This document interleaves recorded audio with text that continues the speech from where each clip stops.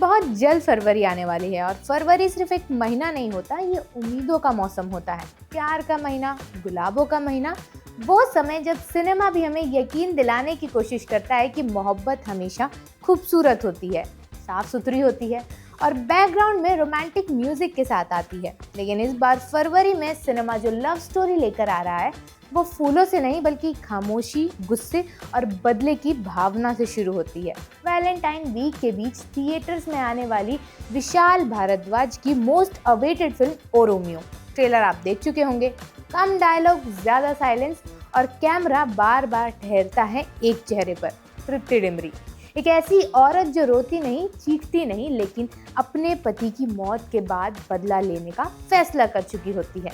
अब सवाल ये नहीं है कि वो बदला लेगी या नहीं, सवाल ये है कि क्या वो विलन है या बस एक ऐसी औरत जिसे अब चुप रहने की जरूरत नहीं लगती।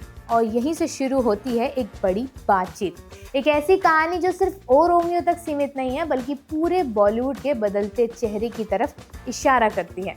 कभी हिंदी सिनेमा में औरत सिर्फ प्यार की वजह होती थी, हीरो की मोटिवेशन होती थी, उसके गुस्से का कारण या उसके बलिदान की मूर्ति होती थी। लेकिन धीरे धीरे वही औरत डर की वजह भी बनने लगी। आज के वीडियो में हम बात करने वाले हैं बॉलीवुड में फीमेल विलेंस के राइज और इवोल्यूशन की। कैसे हिंदी सिनेमा में औरत जो कभी सिर्फ प्यार और बलिदान तक सीमित थी, धीरे धीरे कहानी की सबसे खतरनाक और असरदार ताकत बन गई। कैसे वो बैकग्राउंड से निकलकर नैरेटिव को मोड़ने लगी और क्यों आज एक चुप महिला किरदार भी हीरो से ज्यादा डर पैदा कर देती है। आज इसी बदलाव को समझेंगे कि फीमेल विलेंस कब और कैसे बॉलीवुड की सबसे मजबूत कड़ी बन गई। हाय, मेरा नाम है अनु और आप देख रहे हैं बजट बट्टू एंटरटेनमेंट पर मास्टर शॉट।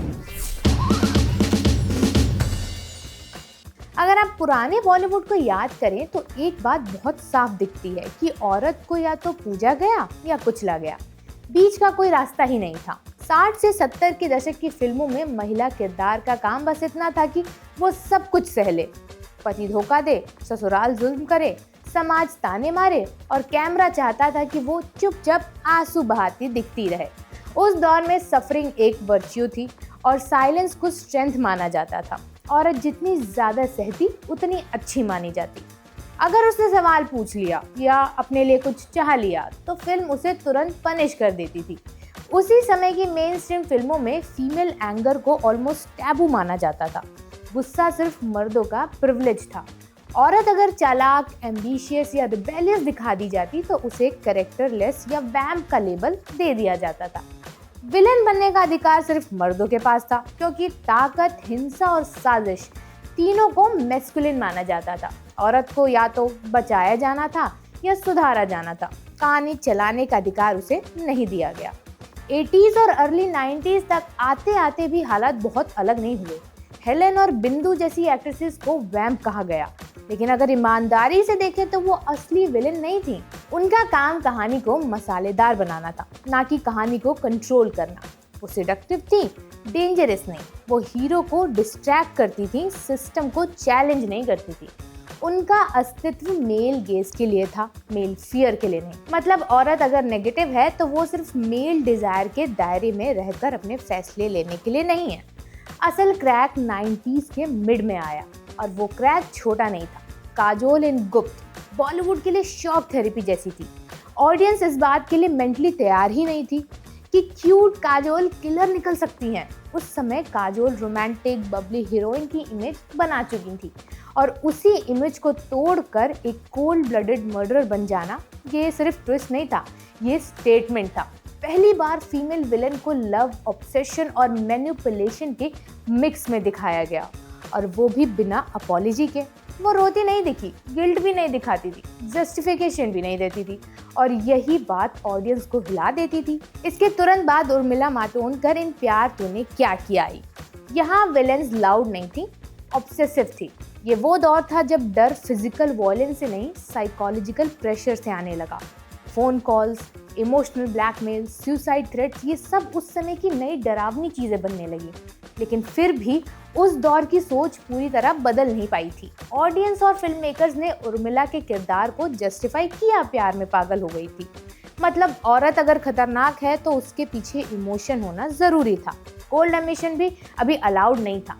2000 में बॉलीवुड थोड़ा मैच्योर हुआ और फीमेल विलेंस भी।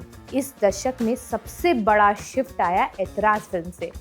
प्रियंका चोपड़ा का किरदार सिर्फ सेक्सुअल नहीं था, पावरफुल भी था। वो बॉस थी, मैनिपुलेटर थी और लॉ को भी अपने हिसाब से मोड़ सकती थी। यहाँ विलेन सेक्सुअलिटी से नहीं, अथॉरिटी से डराती है।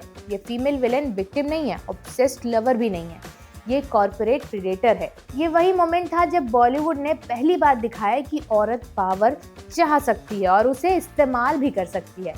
इस पॉइंट पर फीमेल विलेन इमोशनल से स्ट्रैटेजिक होने लगी। अब उसके फैसले इम्पल्स से नहीं, कैलकुलेशन से आने लगे। यही बदलाव आगे जाकर और गहरा हो गया। विद्या बालन इन इश्कियां इस इवोल्यूशन का टर्निंग पॉइंट बना। गांव की साड़ी पहने ये औरत पहली नजर में इनोसेंट लगती है, लेकिन धीरे धीरे साफ हो जाता है कि वो कहानी की सबसे तेज दिमाग वाले इंसान है। उसने 2 मर्दों को इस्तेमाल किया, सिस्टम को बेवकूफ बनाया और अंत में बिना पछतावे के निकल गई। यहाँ सबसे इंटरेस्टिंग बात ये थी कि फिल्म उसे विलन कहने की जरूरत ही नहीं महसूस कराती। ऑडियंस खुद डिसाइड करती है और एक्सेप्ट भी कर लेती है। 2010 में आते आते फीमेल विलेन साइकोलॉजी का खेल बन गई। तबू इन हैदर और अंधाधुन इसका सबसे बड़ा एग्जाम्पल है। तबू के किरदार कभी चिल्लाते नहीं, कभी ओवर रिएक्ट भी नहीं करते। वो क्वाइटली गलत फैसले लेते चले जाते हैं और वही सबसे डरावना होता है। हैदर में वो पावर पॉलिटिक्स खेलती है, फैमिली और आइडियोलॉजी को मैनिपुलेट करती है। अंधाधुन में वो मोरालिटी को ब्लर कर देती है। ऑडियंस उससे नफरत भी करती है और एडमायर भी करती है। यही कॉम्प्लेक्सिटी पहले फीमेल कैरेक्टर्स को कभी नहीं दी गई थी। इसी दशक में फीमेल एंटागोनिस्ट सिर्फ लीड फिल्मों तक सीमित नहीं रही। सुप्रिया पाठक इन रामलीला मैटरनल अथॉरिटी और ब्रुटैलिटी को मिक्स कर देती हैं। वो माँ भी है और मॉन्स्टर भी, और यही कॉन्ट्राडिक्शन उन्हें खतरनाक बनाता है। ऋचा चड्ढा की भोली पंजाबन ओपनली क्रिमिनल है, लेकिन कॉमिक भी है। ऑडियंस उसे विलेन की तरह रिजेक्ट भी नहीं करती, बल्कि सेलिब्रेट करती जाती है। ये वो फेज है जहां फीमेल विलेन लाइकेबल भी हो सकती है। अब अगर हम 2020s की बात करें तो फीमेल विलेन पूरी तरह बदल चुकी है। अब वो सिर्फ फिल्मों में नहीं है, बल्कि OTT पर भी है, जहां उसे टाइम मिलता है, लेयर्स मिलती हैं और बैक स्टोरी भी दी जाती है। कोंकणा सेन शर्मा इन किलर सूप विलन में लगती नहीं कि वो विलेन है, डिस्टर्ब भी करती हैं, जबकि उनका विलेन कैरेक्टर सटल है। एक नज़र से ही, एक पॉज, एक हाफ स्माइल, वो नॉर्मल दिखती है और यही बात सबसे ज़्यादा डराती भी है। शबाना आजमी इन मकड़ी बच्चों की पूरी जनरेशन को ट्रॉमा दे चुकी है, बिना CGI, बिना जंप स्केयर्स के। ये साबित करता है कि फीमेल विलेन एजलेस होती है। इसी इवोल्यूशन की सबसे नई और सबसे रेलेवेंट कड़ी है तृप्ति डिमरी। तृप्ति कोई ट्रेडिशनल विलेन नहीं है, शायद कभी होगी भी नहीं। बुलबुल में वो ऑपरेशन से पैदा हुई हिंसा है, कला में वो इनसिक्योरिटी और एम्बिशन का टॉक्सिक मिक्स है, एनिमल में वो मोरालिटी कंफ्यूजिंग है, और अब ओ रोमियो जैसे किरदारों में वो उस जोन में जा रही हैं जहां औरत ना पूरी तरह सही है, ना पूरी तरह गलत। उसका खतरनाक होना उसके साइलेंस में है, उसके चॉइसेस में है। वो बॉर्न इविल नहीं है, वो मेड इविल है। यही न्यू एज फीमेल विलेन है जो सिस्टम से पैदा होती है। OTT ने इस बदलाव को और तेज कर दिया है। हुमा कुरैशी इन दिल्ली क्राइम जैसी कास्टिंग में ये बताता है कि विलेन अब जेंडर नहीं, माइंडसेट है। और अगर मर्दानी 3 में फीमेल एंटागोनिस्ट आती है तो वो सिंबॉलिक होगा, एक औरत कानून की तरफ, दूसरी अपराध की तरफ। कोई देवी नहीं, कोई डायन नहीं, बस इंसान।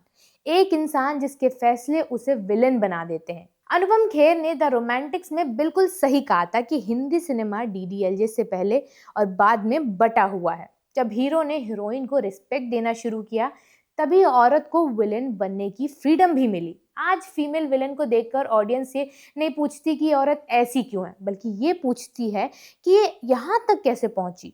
और यही सबसे बड़ा इवोल्यूशन है। आज की फीमेल विलेन सहती नहीं है, समझौता भी नहीं करती और माफ़ी भी नहीं मांगती। वो कहानी का हिस्सा नहीं होती, वो कहानी की दिशा बदल देती है।